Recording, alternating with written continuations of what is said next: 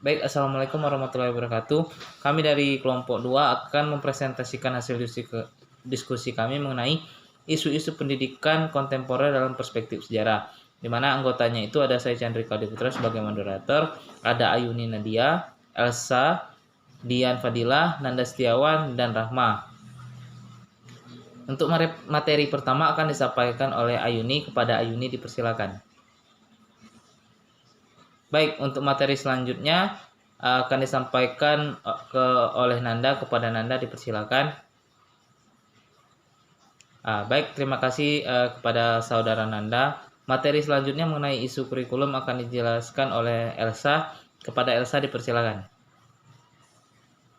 Baik, terima kasih kepada Elsa. Untuk materi selanjutnya akan dijelaskan oleh Dian. Kepada Dian dipersilakan. Oke, terima kasih kepada Dian. Untuk materi terakhir akan disampaikan oleh Rahma. Kepada Rahma dipersilakan. Baik, mungkin itu saja hasil presentasi dari kelompok kami. Terima kasih atas perhatiannya. Wassalamualaikum warahmatullahi wabarakatuh. Assalamualaikum warahmatullahi wabarakatuh. Perkenalkan, saya Ayuni Nadia dari kelompok 2 akan menyampaikan materi pertama, yaitu Politik Pendidikan Nasional Kebijakan Pendidikan. Pendidikan adalah upaya mengembangkan potensi-potensi manusia peserta didik, baik potensi fisik, potensi cipta, rasa, maupun karsanya, agar potensi itu menjadi nyata dan dapat berfungsi dalam perjalanan hidupnya. Pendidikan bertujuan menyiapkan pribadi dalam keseimbangan dan kesatuan guna mencapai tujuan hidup manusia. Selanjutnya, budaya politik seseorang atau masyarakat sebenarnya berbanding lurus dengan tingkat pendidikan seseorang atau masyarakat. Hal itu bisa dipahami mengingat semakin tinggi kesempatan seseorang atau masyarakat mengenyam pendidikan, semakin tinggi pula seseorang atau masyarakat memiliki kesempatan membaca, membandingkan, mengevaluasi, sekaligus mengkritisi ruang idealitas dan realitas politik. Maka, kunci pendidikan politik masyarakat sebenarnya terletak pada politik pendidikan masyarakat. Politik pendidikan haruslah termanifestasikan dalam kebijakan-kebijakan strategis pemerintahan dalam bidang pendidikan. Politik pendidikan yang diharapkan tentunya politik pendidikan yang berpihak pada rakyat kecil dan atau miskin. Akan tetapi, kebijakan-kebijakan yang dibuat oleh pemerintah seringkali menambah masalah dalam pendidikan. Hakikatnya, kebijakan tersebut dibuat untuk memperbaiki pendidikan atau memajukan pendidikan. Namun, terkadang kebijakan ini memunculkan masalah baru sehingga problema-problema yang seharusnya diberantas, seperti masih banyak orang tua yang tidak mampu menyekolahkan anak-anaknya sampai tingkat SD sekalipun. Masih banyak sekolah yang kekurangan fasilitas atau bahkan tidak memiliki gedung yang representatif atau tak memiliki ruang belajar sama sekali. Masih banyak sekolah yang sangat kekurangan guru pelajar. Masih banyak guru honorer yang bahkan di dalam satu desa itu guru honorer itu menerima gaji 1 jam itu 10.000. Dan penyebabnya itu yang akan menyebabkan motivasi mengajarnya sangat rendah, belum dapat teratasi karena kebijakan yang dibuat pemerintah tersebut yang kurang tegas. Memang bertujuan awal dari pemerintah tersebut memiliki keinginan untuk kemajuan pendidikan.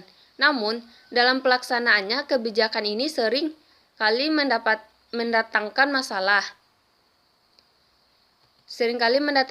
baru. Dengan kondisi tersebut, bagaimana mungkin bangsa ini bisa berdiri sejajar dengan bangsa-bangsa lain yang kualitas pendidikan dan sumber daya manusia atau SDM-nya sudah lebih maju.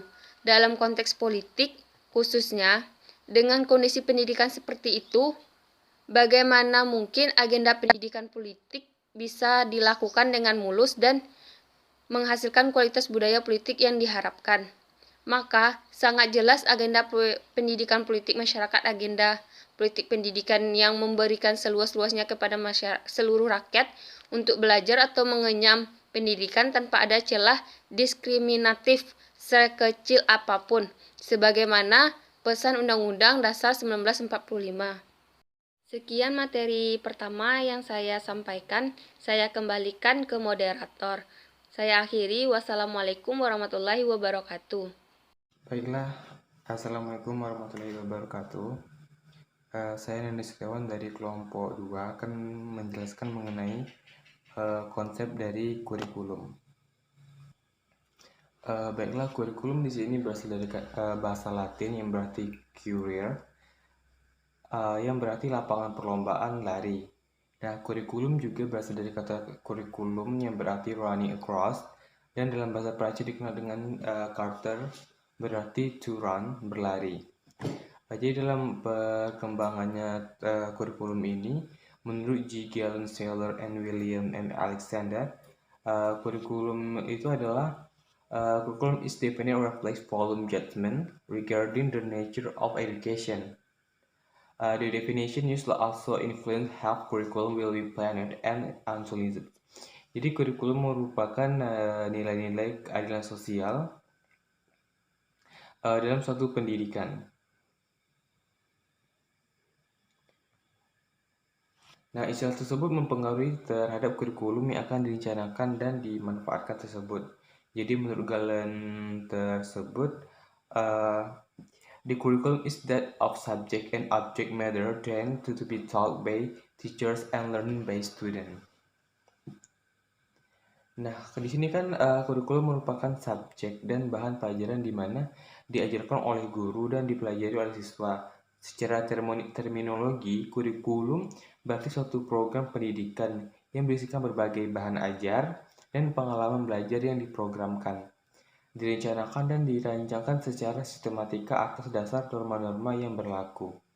Nah, jadi di sini dapat kita lihat bahwa kurikulum berdasarkan dari pengertiannya adalah suatu proses perencanaan pembelajaran yang dirancang untuk mencapai tujuan dari suatu pendidikan. Nah, pendidikan menjadi suatu hal yang sangat penting bagi kehidupan seseorang. Nah, dengan pendidikan yang baik, maka akan baik pula pola pikir dan sikap seseorang tersebut. Pendidikan yang baik terbentuk dari pola dan sistem pendidikan yang baik tersebut. Jadi di sini dapat kita lihat adalah dengan suatu pendidikan yang baik dapat terjadi jika memiliki kurikulum yang tepat. Nah, dilihat dari suatu keadaan bangsa ini terkait pembangunan bidang pendidikan, pemerintah secara terus-menerus berupaya meningkatkan profesionalitas guru, memperluas akses di semua jenjang pendidikan, serta mengefektifkan dan mengefisiensikan penyelenggaraan pendidikan dan pembelajaran berbasis kajian. Tapi dalam pendidikan di Indonesia diramaikan oleh isu-isu perubahan kurikulum yang terburu-buru. Dilihat dari segi namanya, seperti kurikulum nasional, merupakan sebuah wacana yang sempat bergulir pada saat kurikulum 2013 mengalami proses revisi dan perubahan. Nah, sehingga kurikulum ini tidak serentak dilaksanakan di seluruh Indonesia. Dalam penerapannya tentu ada kelebihan dan kekurangannya masing-masing. Bahkan hanya sekolah-sekolah di bawah naungan pemerintah saja yang terlihat menerapkan kurikulum tersebut. Kurikulum berarti berbicara setidaknya mengenai 3 hal, yaitu tujuan, isi atau bahan, dan cara atau strategi. Nah, sebenarnya jika kita melihat dari segi penataan kurikulum nasional, sekarang ini tujuannya itu terkait 3 kompetensi, yaitu kompetensi afektif atau sikap, skill, kognitif, skill dan kognitif atau pengetahuan. Nah, jadi ada 3. Kurikulum baru nantinya menekankan pada proses pembelajaran efektif melalui pembelajaran aktif dan berbasis ilmiah, bukan semata-mata pada hasil. Terkait penataan kembali kurikulum nasional ini yang intinya menurut saya tidak terlalu perlu mempersalahkan tujuan dan isi dari kurikulum tersebut, melainkan pada implementasinya, terutama terkait pada kesiapan guru melaksanakan kurikulum baru tersebut dan guru yang akan melaksanakan kurikulum baru nanti sebelumnya diberikan pendidikan dan pelatihan. Nah, jadi maksudnya di sini adalah tidak perlu bagaimana kebijakan kurikulum tersebut dilaksanakan, tapi yang terpenting adalah proses dari implementasi kurikulum tersebut. Mungkin hanya itu materi dari saya, lebih dan kurangnya mohon dimaafkan. Wabillahi taufiq wal hidayah. Wassalamualaikum warahmatullahi wabarakatuh. Perkenalkan, nama saya Elsa Mahtulaufa. Di sini saya akan menjelaskan subbab keempat mengenai isu kurikulum 2013. Ketika ditetapkan kurikulum 2013, terdapat isu yang terjadi di dalam dunia pendidikan Indonesia. Isu ini yaitu tidak adanya transparansi pada pempublishan kurikulum dalam bentuk softfile dalam internet. Isu ini begitu menarik perhatian dan energi publik, serta isu tersebut bergulir dengan cepat dan dinamis, di mana berbagai pihak menyuarakan pendapatnya. Bagaimana tidak, hal ini terjadi karena dokumen dari kurikulum 2013 ini lebih mudah diakses, bukan melalui situs asli atau resminya, yaitu Kementerian Pendidikan dan Kebudayaan Kemendikbud. Dari hasil ini mengimbaskan pada scanning dari dokumen yang beredar. Pola seperti ini akan menunjukkan kualitas dan akuntabilitas publik Kemendikbud menjadi turun. Kemudian dalam draft penyusunannya itu tidak disertai dengan pencantuman judul, bulan, tahun terbit, serta keterangan-keterangan yang lengkap seperti nomor dokumen dan informasi penting lainnya. Kemudian dari struktur dan isi, dokumen kurikulum membawa perubahan yang mendasar. Misalnya di tingkat awal sekolah dasar 3 tahun pertama, jumlah beban jam belajar meningkat dibanding sebelumnya, yang rata-rata 30 jam per minggunya. Kemudian dengan 6 mata pelajaran yang diberikan dalam bentuk tematik integratif, reaksi muncul di masyarakat adalah seolah tidak percaya bahwa pelajaran ilmu pengetahuan alam IPA atau sains dan ilmu pengetahuan sosial IPS menjadi hilang dan dianggap tidak penting. Kemudian kritik ini tentu harus proporsional, karena di beberapa negara lain pun melakukan hal yang sama dan tidak menjadi isu yang besar. Terlebih tahapan kedua sekolah dasar tahun 4, 5, dan 6, mata pelajaran IPA dan IPS tidak diberikan. Di tingkat sekolah menengah atas terdapat perubahan mendasar dalam hal penjurusan yang disebut dengan peminatan, yang dimulai pada SMA. 12 jam pelajaran untuk kelas 10 dan 16 jam untuk kelas 11 dan 12 pada mata pelajaran peminatan. Sedangkan untuk mengambil mata pelajaran wajib di ketiga tingkatan itu sebanyak 24 jam.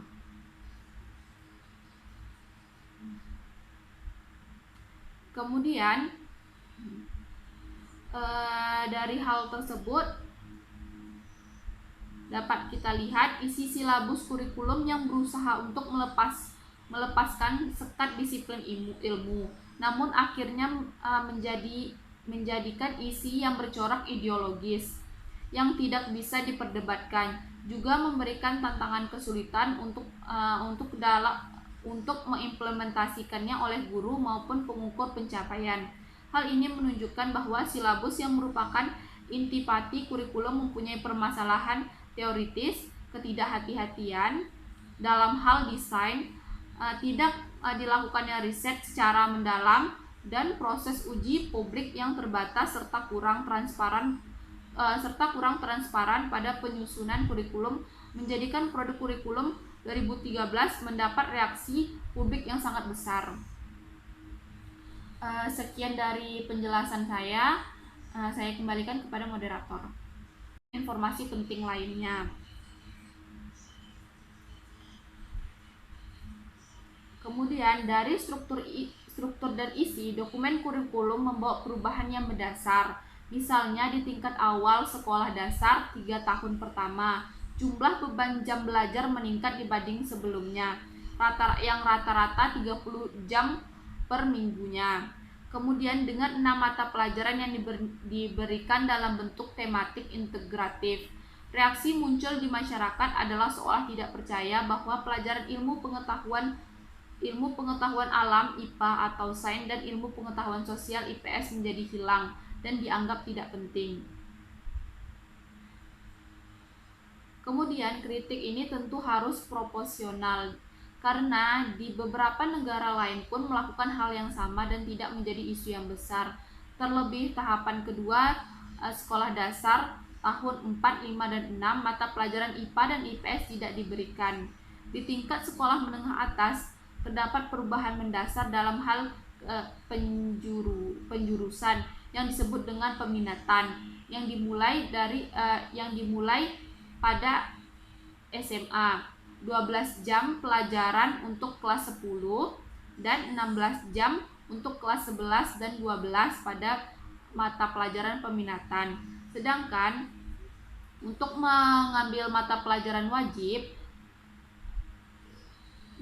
di ketiga tingkatan itu sebanyak 24 jam.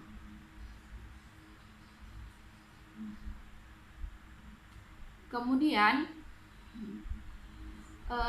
dari hal tersebut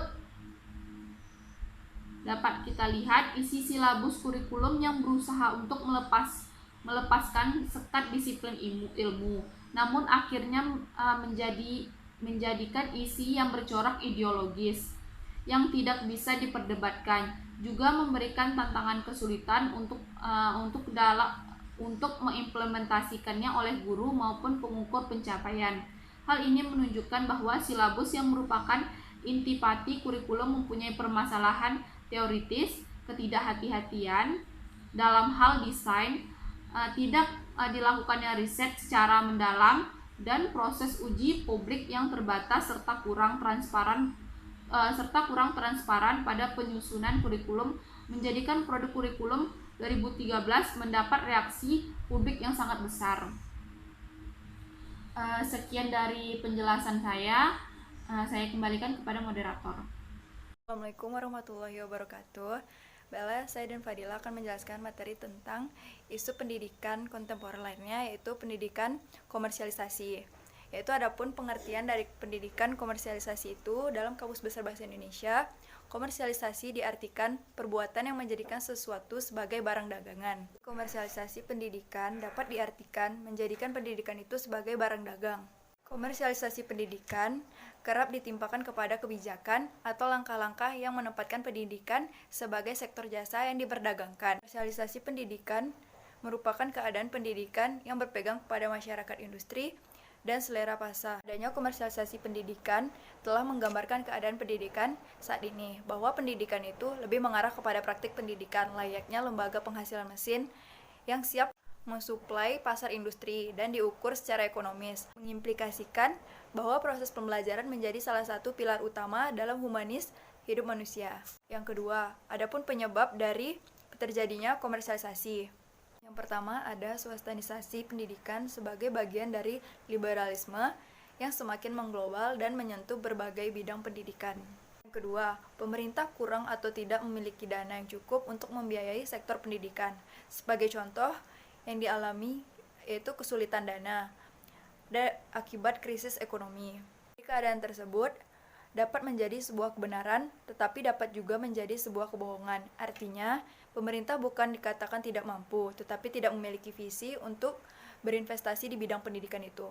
Yang ketiga, pemerintah tidak mampu mengelola pendidikan sebagai sektor publik dengan baik, sehingga lembaga pendidikan menjadi tidak efisien atau mahal dan tidak sesuai dengan biaya yang dikeluarkan, tidak kompetitif atau tidak termotivasi untuk bersaing meningkatkan mutu, dan tidak berkembang sebagai swastanisasi merupakan cara untuk meningkatkan kualitas pendidikan. Yang keempat, lembaga pendidikan kurang memiliki inovasi dan kreativitas dalam melakukan fundraising hingga hanya mengandalkan orang tua dan siswa sebagai target utama dalam perolehan dana. Assalamualaikum warahmatullahi wabarakatuh. Baiklah, saya akan menyampaikan dampak-dampak dari pendidikan komersial. Yang pertama itu beban pemerintah dalam membiayai pendidikan semakin berkurang, sehingga anggaran-anggaran tersebut dapat digunakan untuk hal-hal yang lebih penting atau hal-hal yang lebih mendesak. Yang kedua, memberikan peluang kepada masyarakat untuk lebih berpartisipasi dalam mencerdaskan bangsa. Yang ketiga, lembaga pendidikan semakin kompetitif sehingga dapat meningkatkan mutu dan fasilitas pendidikan. Yang terakhir itu gaji pendidik, dosen atau guru dapat mensejahterakan sehingga nantinya kinerja guru dapat mencerdaskan anak didik tersebut. Baiklah, selanjutnya yaitu solusi-solusi alternatif yang digunakan dalam pendidikan komersialisasi. Yang pertama, pembentukan lembaga non pemerintah yang diberi wewenang untuk mengawasi jalannya pendidikan. Yang kedua, memberi beasiswa kepada pelajar yang berprestasi atau yang tidak mampu dalam membiayai pendidikannya. Yang ketiga, melakukan pemeriksaan rutin transaksi keuangan di seluruh lembaga pendidikan. Yang keempat, penarikan uang untuk biaya sekolah disampaikan dengan jelas dan terperinci. Yang kelima, menggunakan dana BOS yang tepat sasaran.